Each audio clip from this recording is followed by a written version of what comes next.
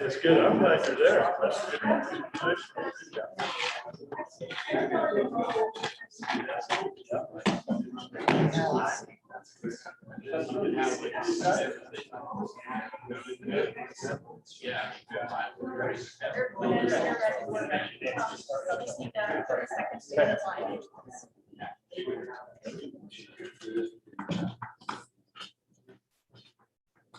Yes.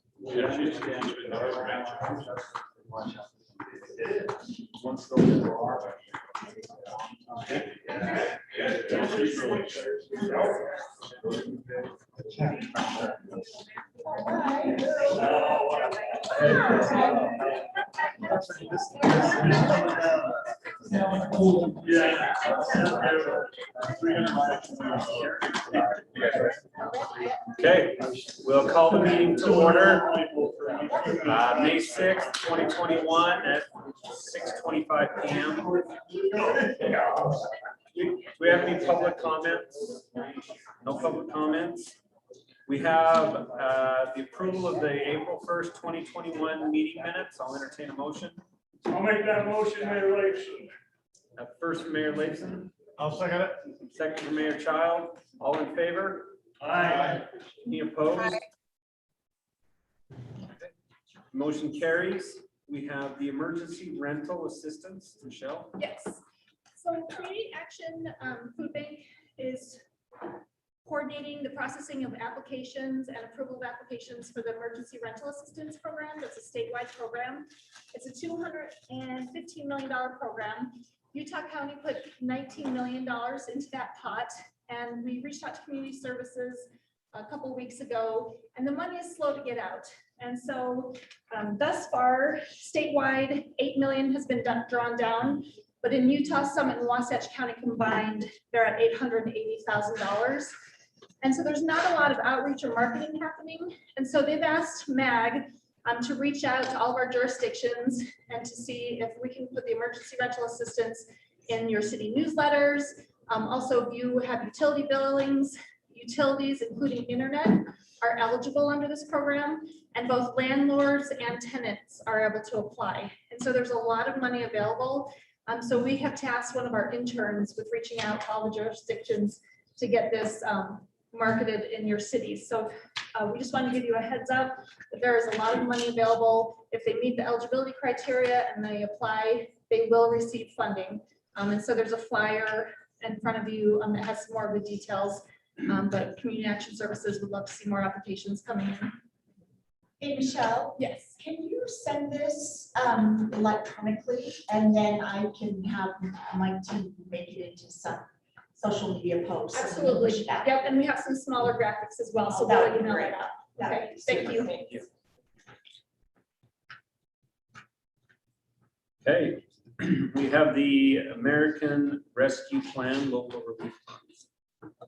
And this is another brief one. We're all anxiously awaiting everyone receiving their local funding relief funds from the Treasury. That should be happening depending on what size city you are, May 10th to 30 to 60 days after that. While we're waiting for the Treasury to release those funds and to put out more specific guidance, I just wanted to make sure you were all aware of some really excellent resources that are available to you all. The National League of Cities has a very detailed landing page with all of the allocations, guidance, FAQs. They're doing weekly calls every Friday about the local funding, the local funds. And if you're not able to join on the call on that Friday, they have the library of all the PowerPoints and the live video from all the previous calls. You can also submit detailed questions, and they will get back to your jurisdiction personally with answers to your questions. So I highly recommend you all checking the National League of Cities out. Also locally, the Utah League of Cities in town. A couple of weeks ago at their mid-year conference in St. George, they were polling the members to see if there was interest in them hiring a full-time specialist for these local relief funds. and there was overwhelming interest, and so that's probably happening as well. So there'll be a Utah specialist being the expert of these local relief funds. So I just thought I'd take this opportunity to let everyone know about those. And then I have one more slide after this. And then as you're all brainstorming, I'm sure everyone, maybe you have it all planned out or you're still in planning sessions. These are some of the best practices that the National League of Cities has put out. They're recommending that you use dedicated grants and programs first whenever possible. So for example, you probably wouldn't want to put your local funds to an emergency rental assistance program because there's so much money available in the emergency rental assistance program. It doesn't make sense to duplicate that effort. And there's a lot of other pots of money coming out for detailed programs, for water, for broadband. So you would want to think about using your local funds for the gaps, things that there's not other funding readily available for. And then obviously assess the government operations and community needs, work with your staff and your stakeholder to identify the needs in your communities. Prioritize fiscal stability and return to work is the main goal of these funds. Maintain records and document success. The U.S. Treasury will require reporting, although they haven't released the details on what that looks like. You may get the money before that detailed guidance is even out, so you'll want to keep detailed records. And then lastly, they really stress this is to invite your congressional delegation to your ribbon cuttings, anything that you're doing, spending these money, keep them in the loop so they can celebrate these big projects with you. Perfect, thank you. Okay, we have the Valley Vision Map and Growth Strategies, Ryan. Okay, Curtis Blair. Curtis, sorry. Yeah, no, nice to meet you. Thank you. Ryan's with us online. And perhaps we could hear from him or just have him acknowledge. Yeah. Hey, Curtis, I am here. I am here for any questions that the group might have. Make sure we had connection there, and I'll take lead and then help fill in any gaps. Thank you for having me here. For many of you, I may be a new face. I'm the new president and CEO of the Utah Valley Chamber of Commerce. I've been in my role 182 days, and it's been a delight. In fact, amongst my first meetings, Mayor Lucy welcomed me in. I got to meet her team, Dixon Hall, Parker, and Keith Morley. And I got to play with Keith golf before I even knew who Keith was. In fact, I was entertaining the job, and Keith said, "I give you 5 pieces of advice." And you know how Keith is; he'll give it to you straight. Yeah. And so I'm coming into this eyes wide open, on the shoulders of some great people. We were just talking about a few of them: Steve Densley, Val Hale, Ron Ralph, good people, good hearts. And one of the things that I committed to Val Hale was, while he's gone for 18 months, I tried to keep the wheels on the bus so that when he got back, we'd have something that he could do when he retires. Well, I jumped the gun a little bit today, asking of the governor of the great state of Utah if he wouldn't help us set some strategy and be a part of the Utah Valley Chamber family. And so tonight you might see some news about his new role with the Utah Valley Chamber. And one of the things that I noticed quickly when joining the chamber was the work that Valley Visioning or that Envision Utah had performed on behalf of commission work that much of you were involved in.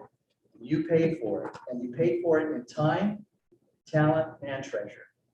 And it's an investment that I think that would be appropriate for our administration, our little team, to continue fine-tuning, exploring on how we make it grander and more applicable.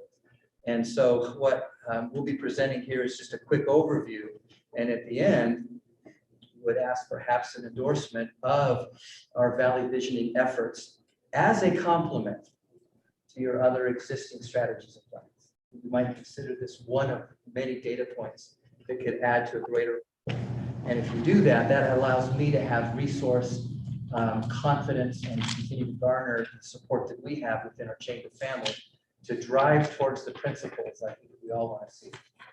And this is a combined effort of so many folks that came in to be a part of this this experience. And which click is it? It's the middle one. Let's pull it down longer. Oh, you advance it for me from there. You will recognize some logos here with the Chamber of Commerce that were Chambers of Commerce from the point of the mountain all the way down to Santaquin are a part of this effort, along with our institutions of research that help us out. Next slide. The survey that went out to really get this kick-started, just under 15,000 surveys, if I'm accurate there, brought back to us the things that mattered most to our residents. And we placed those in silos and subcommittees that would explore these silos in more detail. And we reached out to our industry experts to be a part of this. We have Clydeco helping us out with transportation and Horrocks Engineering. We have our friends Karen McCandless, Ivory Homes, Flagship Homes, helping us understand the housing issues that are present. And now they're exacerbated, as we know. And with that survey, with the work that was commissioned, we were able to combine the best of our little county's subject matter experts and help us form some of the results that you will see here. Next slide. And those results are in the form of strategies that we receive the feedback and want to bring the best minds together to address the issues of workable mixed-use centers. And I got to take my hat off to the folks that saw the vision there at the University Place to turn that into a very, very interesting project in an economy and in a time when retail is plummeting. They figured out a creative model, and our friends there were able to, behind the leadership of many, I'm sure, not the least of which J.B. Davidson said, we've got to come away with a new model that would bring in jobs, housing, restaurants, and entertainment. And then on goes the list.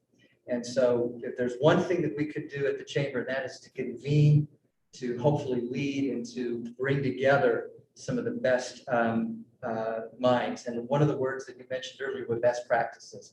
And we need to pull from that in order to make this work together. Next slide. This is a map that shows the best of the results and the feedback to say, all right, to have the right balance between urban centers and neighborhoods, keeping some land space open and some of our TODs really being effective, this would be what an ideal model might look like by 2050. And we don't have to give up a lot to attain this vision. Next slide. So as I mentioned at the outset, what we're hoping to receive from you tonight is in our literature, in our subcommittee meetings, if we were able to have this be a complement to the work that we're doing, that you might in fact endorse the Valley Vision Map and our growth strategies as part of an overall picture. It would continue to give the chamber purpose, opportunities to gather and convene and continue the work that was started some time ago. Ryan, anything else to add? No, Curtis, I just, yeah, we would appreciate the endorsement if that's something you're able to do. And we've appreciated working with you over the last few years on this visiting effort. Thank you. And this is Mayor Brunst. I would like to make a motion, Mr. Chairman, when you're ready. I'm ready for a motion.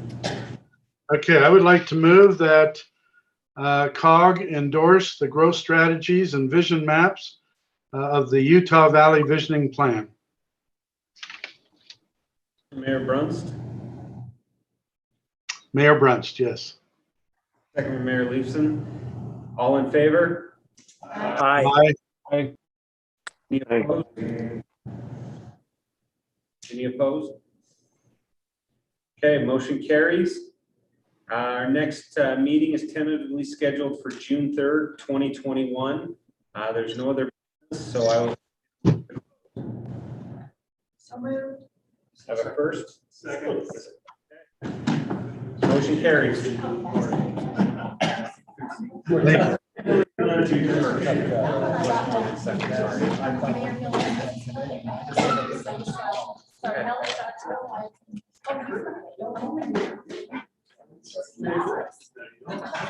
Sorry.